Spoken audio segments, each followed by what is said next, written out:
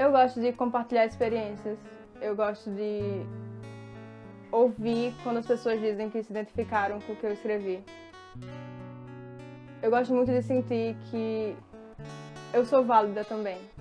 Uma parte da minha escrita é isso, tipo, eu escrevi no começo pra sentir que eu tinha valor porque eu tava me reconhecendo. E eu queria escrever sobre alguém parecido comigo, então eu senti que personagens como eu são reconhecidos por outras pessoas e são válidas por outras pessoas. Significa muito pra mim também. A escrita faz parte de mim desde que eu me entendo por gente. Eu acho que quando eu comecei a escrever eu não via isso como algo que eu faria pelo resto da vida, porque era mais como uma brincadeira de criança. Só que com o passar do tempo eu fui gostando mais, me aprimorando mais, as pessoas diziam que eu escrevia bem, então eu pensei, por que não? Eu fui levando isso a sério. E quando eu vi, eu já tinha ido longe demais, não dava tempo de voltar atrás, então eu precisava continuar escrevendo. A literatura foi meu primeiro amigo, acredito nisso. Eu cresci lendo, então ela é uma parte muito essencial de quem eu sou hoje. Foi a partir da leitura que eu comecei a escrever, então eu sou quem sou por causa da literatura, independente de eu escrever ou não. Emily, muito cedo, muito pequenininha, logo depois que ela começou a falar, né? Ela gostava muito de inventar histórias, como fosse personagens diferentes que ela criava. Colocava sandália, sapato, bolsas e ficava contando coisas que ela ia fazer isso, aquilo outro. E eu achava muito interessante essa forma dela se expressar, dela contar histórias. Quando eu tinha 9 anos, eu escrevi uma história de uma página. Não lembro sobre o quê, mas minha família inteira fez festa por causa deles. Saíram lendo para todos os parentes. Mandaram para a escola, minhas professoras leram e todo mundo me elogiou muito. Hoje em dia eu olho para trás e penso, aquilo não foi nada.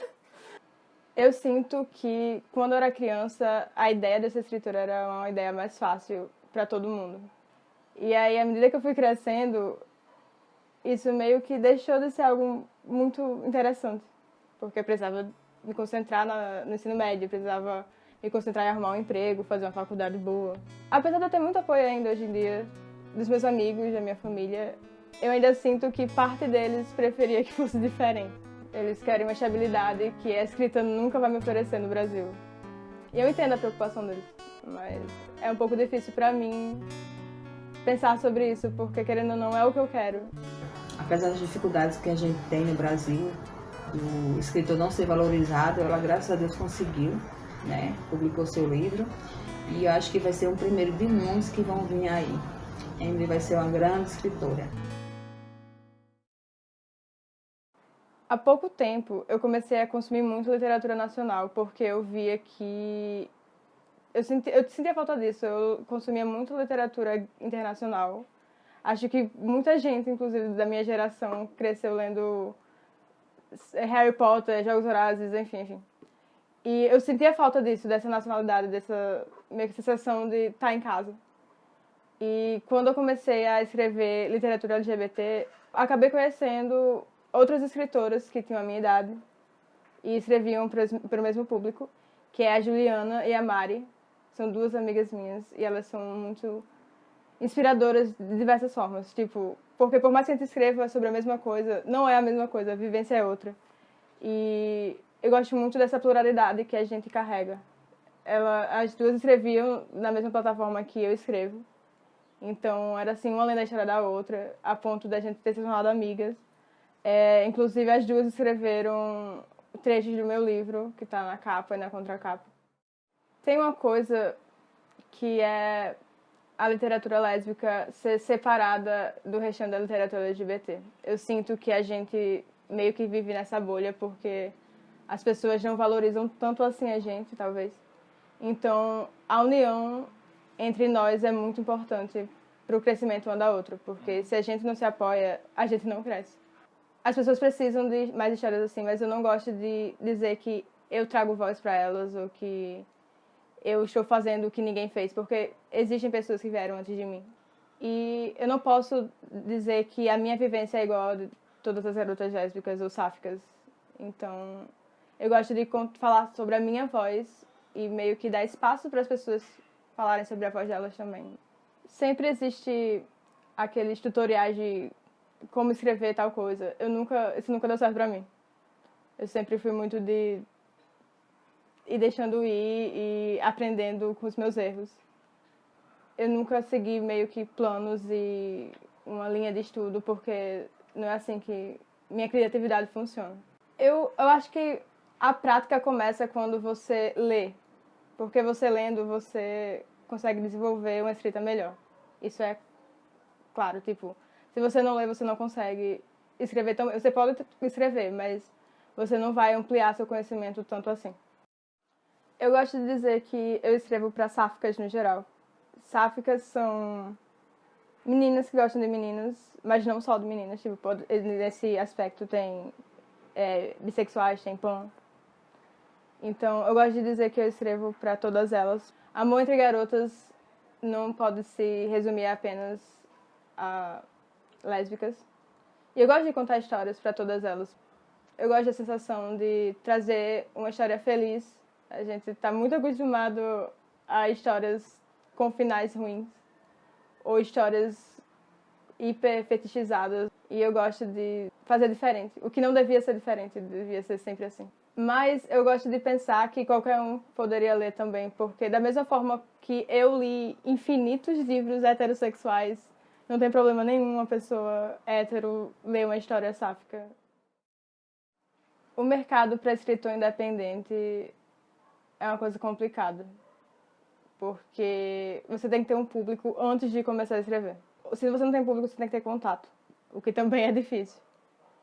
E como eu falei, a questão de existir essa bolha na literatura lésbica, se você não tem um apoio, você não vai conseguir ir muito longe. Basicamente, o meu marketing sou eu que faço, minha forma de divulgar as coisas sou eu que faço. Se eu não fizer, não tem quem faça. E eu só espero o apoio das pessoas, que vem, ainda bem. Eu tenho leitores fiéis, eu tenho amigas que me ajudam nisso. O primeiro livro que eu publiquei na internet foi Nadando com as Tartarugas. Era uma coisa pessoal, tipo, eu tava falando sobre minha vivência e eu não esperava que pessoas se identificassem tanto. E no final de 2020 ou no começo de 2021, eu recebi o convite de publicar. Ele já tinha terminado de ser publicado na internet e ele já tinha ganhado um prêmio. E eu aceitei, porque não é uma coisa que a gente recusa. Foi uma das melhores decisões que eu tomei na minha vida. Eu ganhei muito leitor com isso e muitas portas se abriram. Passa uma fase, sabe? Antes eu era uma autora não publicada e agora eu sou uma autora publicada, então já é um peso a mais que ganho com isso. Nadando com as Tartarugas fala sobre uma menina que escreve pro irmão mais novo dela, que morreu uns anos atrás.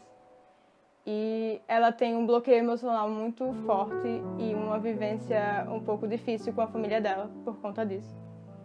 E ela se muda e está disposta a não fazer amigos porque ela tem isso de achar que relações fazem mal para ela. Até ela conhecer uma menina e começar a gostar dela e não saber como reagir a isso. O título faz referência a um sonho que a protagonista tem no começo, em que ela está nadando num mar de tartarugas coloridas, só que ela não consegue alcançar essas tartarugas. É meio que uma representação de coisas boas que existem na vida e ela não consegue ter porque ela se sente distante. E ela fala sobre isso, sobre ver o mundo em preto e branco e se sentir parte dele. E com o tempo ela meio que espera alcançar essas tartarugas imaginárias do sonho dela.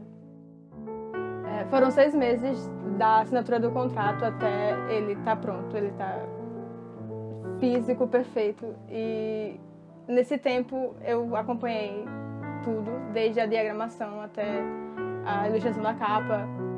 Era uma coisa que existia só na minha cabeça, de como ele seria, e ver ele ganhando vida foi muito bonito pra mim. Foi tipo uma coisa muito, não sei, poética também. Era como meu primogênito ali nascendo e foi uma sensação muito boa. Eu acho que um problema daqui do Rio Grande do Norte é que todos os artistas daqui precisam meio que aprender a fazer arte sozinhos. Porque a gente não é valorizado aqui dentro. Mas uma coisa que me pega muito é que eu não gosto que me pintem só como uma autora potiguar. Se você pegar um autor de São Paulo, Rio de Janeiro, ele não vai ser pintado como um autor regional e vai ser obrigado a escrever sobre São Paulo, Rio de Janeiro. Mas se você pegar qualquer autor nordestino, ele tem que escrever sobre o Nordeste. Ele tem que escrever sobre tópicos nordestinos. E eu não curto muito isso, sabe? Tipo, eu não tô dizendo que não é importante essa representatividade, porque é. Mas, ao mesmo tempo, eu não quero me prender ao que esperam que eu escreva. Porque eu não sou só isso.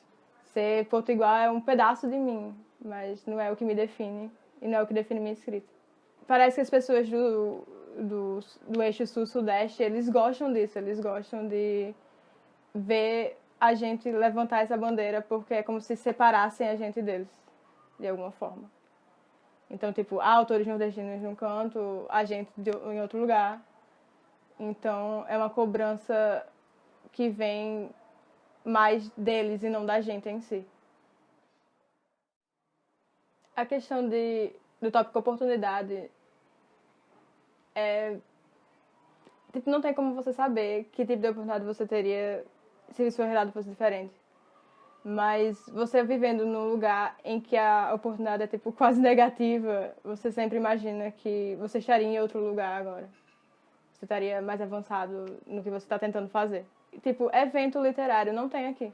É tudo sul-sudeste. Então, é esse tipo de coisa que ainda é difícil para mim sendo escritora potiguar. Mas eu acredito que as coisas podem mudar ainda. No âmbito nacional, eu acho que eu ainda consigo ter um pouco de relevância. Dentro de uma bolha, vale ressaltar, tipo, pessoas que leem literatura LGBT especificamente. Eu ainda consigo ser relevante. Mas se vocês forem pesquisar sobre a literatura potiguar, possivelmente vocês não me acham. Não existe uma valorização aqui, sabe? Eles não fazem também essa busca sobre autores daqui para tentar meio que criar essa rede de apoio. Aqui não tem. E eu espero estar feliz nisso. Eu espero que no futuro isso ainda esteja valendo a pena e tenha algum significado para mim. Não quero que escrever seja uma coisa que não signifique mais nada. Eu quero que continue fazendo sentido. É muito importante você se dar a sua própria voz. Então, se você quer escrever, se você quer falar sobre como você se sente ou falar sobre uma experiência que você teve, eu acho que é muito importante, porque você não deve esperar que outras pessoas façam isso por você. Se você tem uma história para contar, pega o papel, pega o computador e escreve. Não espera que isso venha de outras pessoas. E não importa se você julga que sua história não vale a pena ou que você não escreve bem o suficiente para isso, porque essas coisas são práticas. E mesmo sem isso, você tem que acreditar que sua história merece ser ouvida. Porque se você não acreditar, quem é que vai? Então, escreva. Então, esse tipo de experiência que, por mais difícil que seja escrever, eu vou continuar escrevendo, porque não tem nada que me traga isso como a escrita me traz. Eu não consigo me imaginar não escrevendo.